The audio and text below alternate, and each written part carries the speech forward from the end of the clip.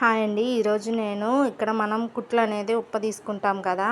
అదే కొంచెం టైట్ అయితే గనక మనం కుట్లు అనేది తీసుకోవడానికి మనం ఇట్లా పిన్నీస్‌లు, అలాగే సేఫ్టీ పిన్స్, ఇట్లాగే సూదులు కానీ యూజ్ చేసి తీస్తూ ఉంటాం కదా! దానివల్ల చాలా టైం పడుతుంది. అలాగే కళ్ళకి కూడా ఎఫెక్ట్ అవుతుంది కదా!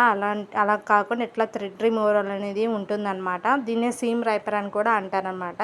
ఇది మన టైలర్స్‌కి అయితే చాలా బాగా ఉపయోగపడుతుంది. అలాగే ఇంట్లో ఉండే కుట్లు తీసుకోవడానికి టైట్ అయినప్పుడు కూడా తీసుకోవడానికి కూడా చాలా ఈజీగా ఉంటుందన్నమాట. ఒకేసారి 2, 3 స్టిచ్చింగ్ అనేది కొంచెం స్ట్రైట్‌గా వరుసగా చేస్తూ ఉంటాం కదా! అలాంటప్పుడు కూడా చాలా బాగా యూజ్ అవుతుంది. ఎలా తీయాలో చూపిస్తాను చూడండి.